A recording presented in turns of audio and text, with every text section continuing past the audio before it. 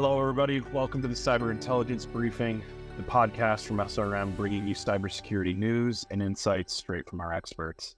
My name's Stephen Ross. I'll be your host for this episode, where we'll be discussing nation-state-backed cybercrime, and specifically what we saw in the last year in ransomware as a result of the Russia-Ukraine conflict. And then we'll touch on what's happening today and what's coming up next.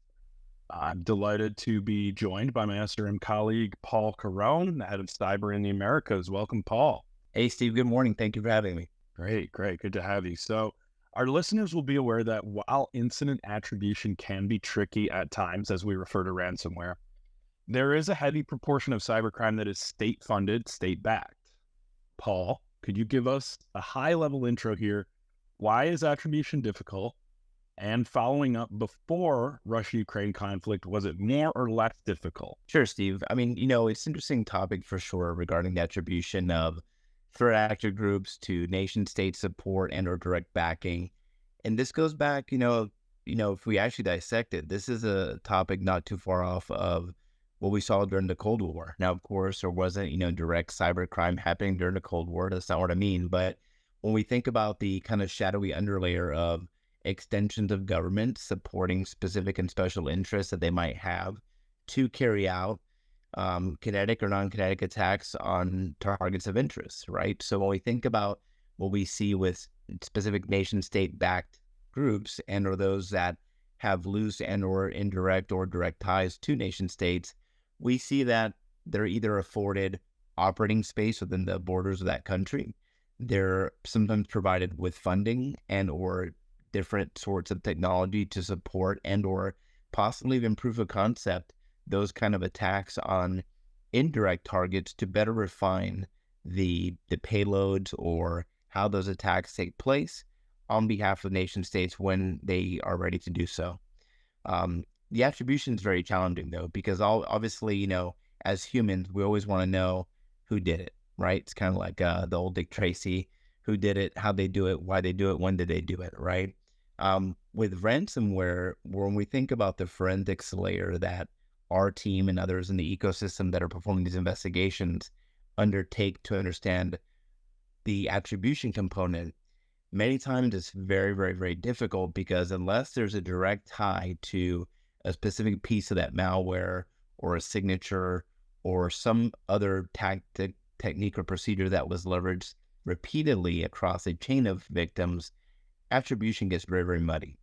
Of course, it's always easy to point the finger at, an Eastern European country or Iran or China, whatever it might be.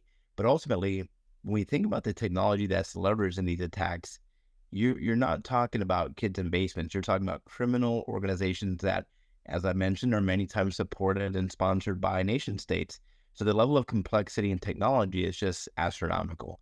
We think about the attacks that took place with NotPetya, when we think about the attacks that took place to take down U.S. infrastructure abroad by other countries such as China and Russia, they weren't just very, very, thin pieces or easy pieces of malware to deconstruct, but they were very, very complex attacks, meaning that the attribution is that much harder.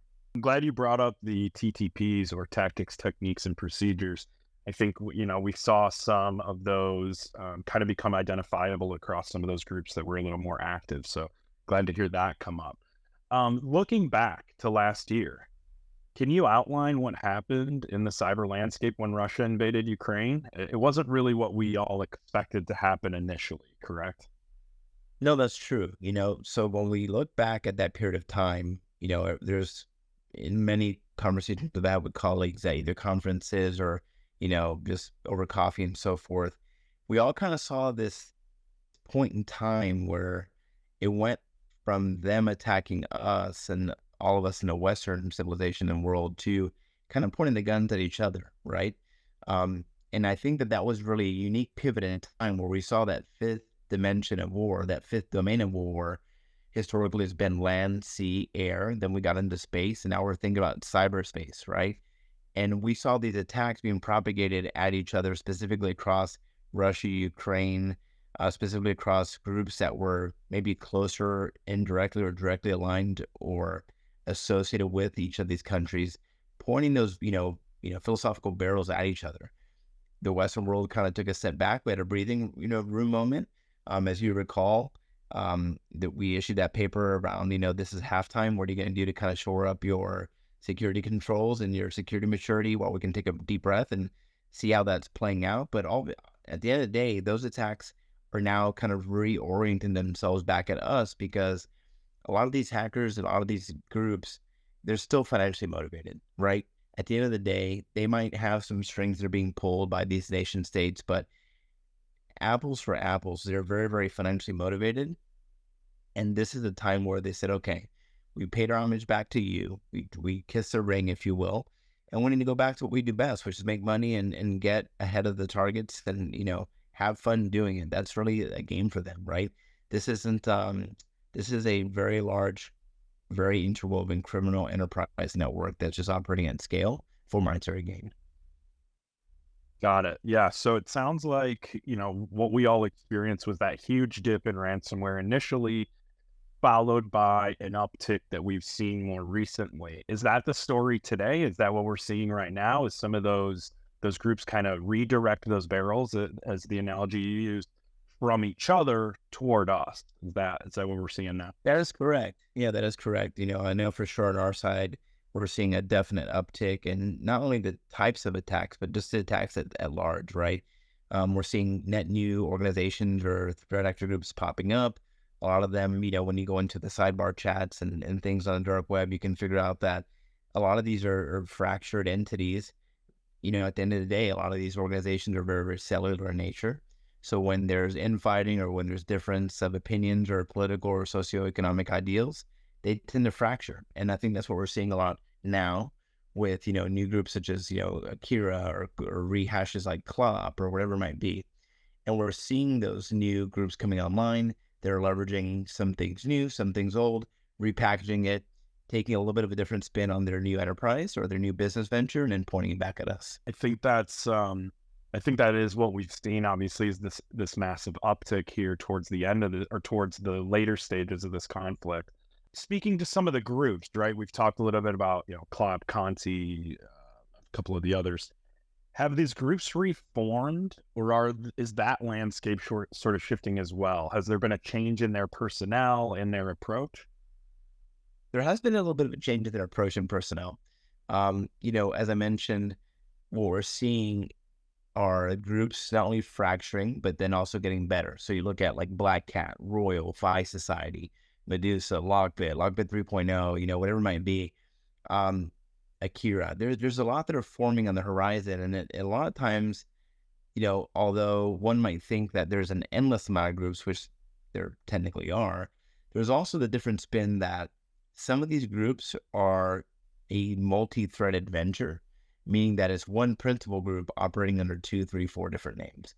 A little bit different spins, a little bit different, target set, a little bit different specialty, maybe a little bit different, means to facilitate or propagate these attacks, whether it be on credential compromise, social engineering, again, a little bit different kind of toolkits. But, at the end of the day, we can all agree that they're generally rolling up to a few principal groups out there. Some of that reporting is still held very close to the chest by some of the agencies out there. Some of them are a little bit more outspoken. But at the end of the day, there's still a big proponent of these groups kind of growing and remorphing and changing their spread a bit. Yeah, and I think, we've seen that fleshed out as well through some of the law enforcement actions, right? You had Hive brought down back in January by the FBI, and of course other attempts by governments to kind of bring down some of those threat actors that are likely changing the landscape as well. So good input there. As we look forward to 2023, 2024, what kind of trends are we seeing with regards to those TTPs, those tactics, techniques, and procedures? What are we seeing with regard to Russia, Ukraine? What's on the horizon? Yeah, great question. I think one of the things that we're seeing come to light more now, which is fascinating, given the fact that I think that you and I specifically and a couple of others in our team globally have been really beating this drum for some time now, is that there's going to be a larger uptick in data exfiltration only events. When we think about that first point you brought up, Steve, around attribution is just that much harder to a nation state when there's not a lot of, breadcrumbs and fingerprints left behind. And one way to ensure that that is the case is by not encrypting the files and not deploying some of the common toolkits that are used by these sanctioned entities or these nation state supported entities, but rather getting in, living off the land, which means leveraging applications and systems and services that are local to those systems, such as FileZilla, such as Screen Connect or AnyConnect, such as Google Drop, or rather Dropbox Box, or Google Drive, and leveraging that living off the land mentality to purely exfiltrate data, meaning steal the data for the gain of extortion, right?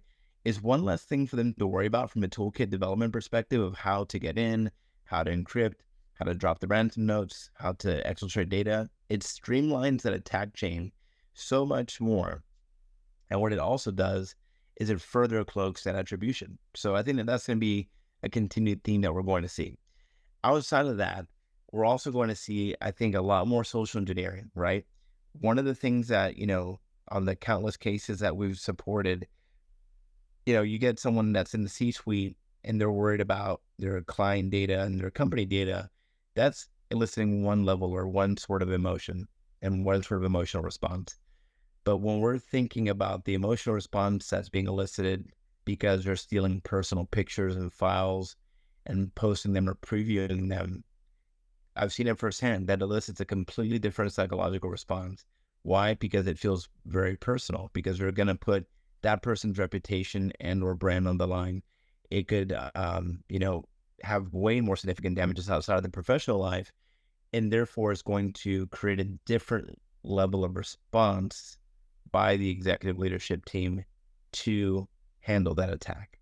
So I think that those attacks are definitely going to be on the rise, where not only is company data targeted, but really personal data that's housed on these corporate devices, whether they be BYODs, phones, sometimes we share things that we should be sharing on emails, those being sorted and scoured to really get that response out there to make those payments come to life. Yeah, I'm glad to hear you touch on some of those tactics. I know you and I have had conversations offline a number of times about how we see a potential uptick in the targeting of high value net worth individuals, right? Where, pull some of their data and then extort them for money, right? And then you didn't have to go through the whole digital forensics piece with a major organization, right? So we can see something there on the horizon too.